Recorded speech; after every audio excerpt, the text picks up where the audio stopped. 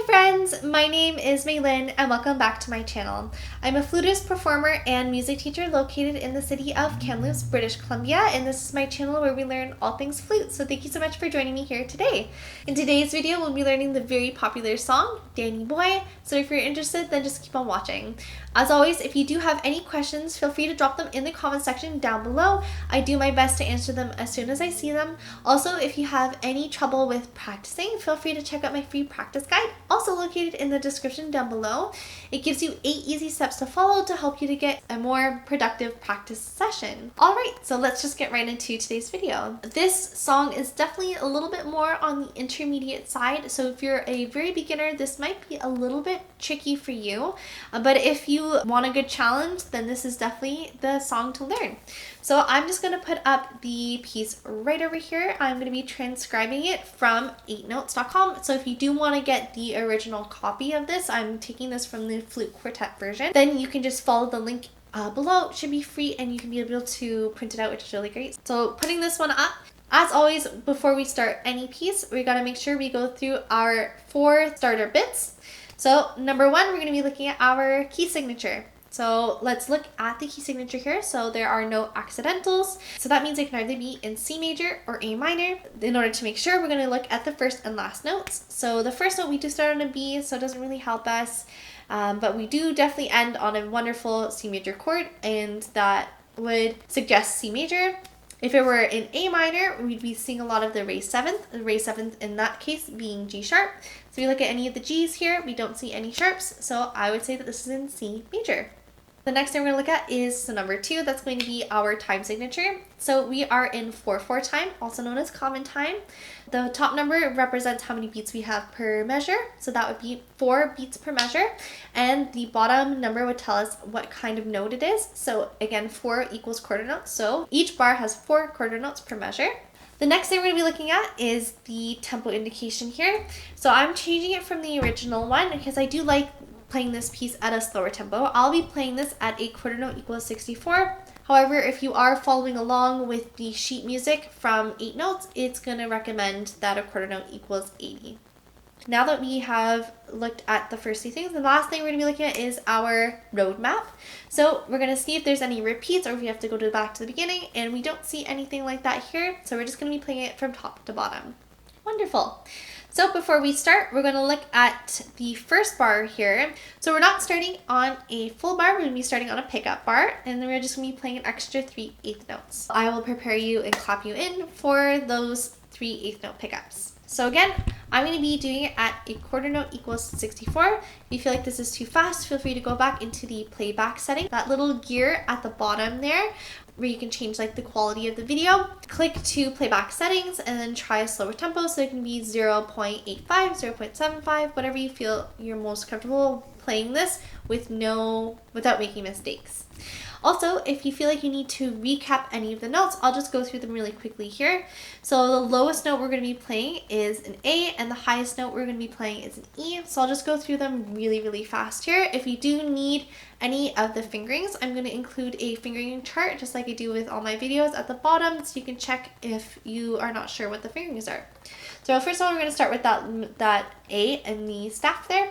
So that's going to be first, second, and your thumb plus your pinky. Then we're going to go up. B is going to be the next note, so all you're going to be doing is lifting up this middle finger. Everything else is the same. This is B. And then what you're going to be doing for C, that's the next one that comes up. You lift up your thumb, so you should just be having your first finger in the left and your right pinky. Next note is going to be D, so it's exactly opposite of C, so it's going to be 2, 3, and then your thumb, and then 1, 2, 3.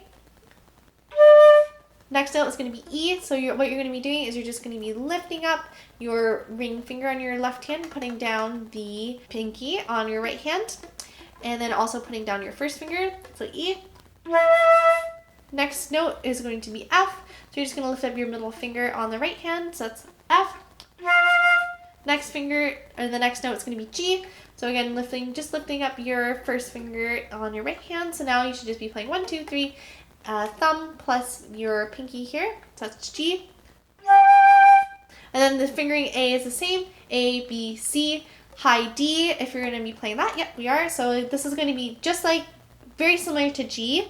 All you're going to do is lift up your first finger, so you're playing 2, 3, and the thumb.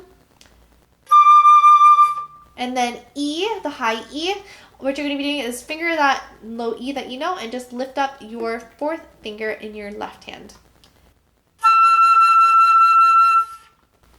And if you're not comfortable playing in the high register, I would recommend playing a nice warm-up tone, a nice warm-up exercise by starting off in the lower section and slowly getting your way up all the way up to those high notes. So that could be like, for example, starting on an E, whatever you're most comfortable with.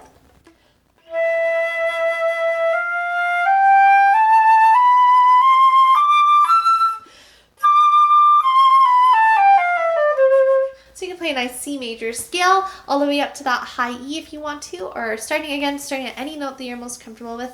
And you can play that really nice and slow, nice and relaxing, so you can get used to playing up in the high register. So now let's get into the clap and count. So I'm going to turn my metronome on. Again, the quarter note equals 64. So 1, 2, 3, 4, 1, 2, 3, and 4, and 1, 2, and 3, and 4, and 1, and 2, 3, and 4, and 1, and 2, and 3, and 4, and 1, 2, 3, and 4, and 1, and 2, and 3, and 4, and 1, and 2, and 3, and 4, and 1, and 2, and 3, and 4, and 1, 2, 3, and 4, and 1, and 2, and 3, and 4, and 1, and 2, 3, and 4, and 1, and 2, and 3, and 4, and 1, and 2, and 3, and 4, and 1, 2, and 3, and 4, and 1, and 2, and 3, and 4, and 1, and 2, and 3, and 4, and 1, 2, 3, 4. All right, very good. So the tricky part of this particular piece when it comes to the rhythm is definitely going to be all of those tied notes. So a tied note meaning that it is going to be, for example, if you look at the second full bar, that A is a tied note. So we'll be holding the quarter note plus the beginning of 3. So it would be 1 and 2 and 3 and 4 and... So if you do have any troubles with that, again, make sure that you feel free to count. What you can do is clap that with how I did it before. So getting that 3 and if you feel like you're not quite putting that right before playing it with the flute. All right, so now that we've done the clap and count, now we're going to do it with the flute. Again, I'm going to be playing this A quarter equals 64. 1, 2, 3.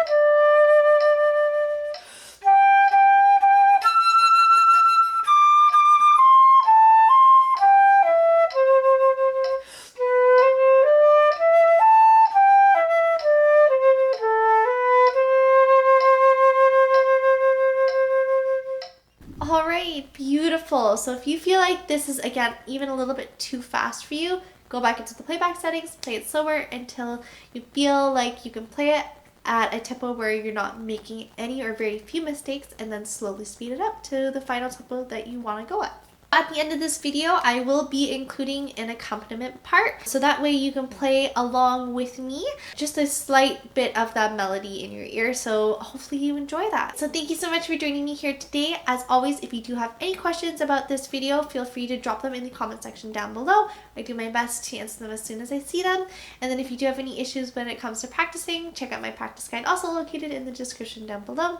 And I just wanted to let you know that you are an amazing person. Thank you for coming to see my video. Hopefully it helps you. And as always, happy fluting!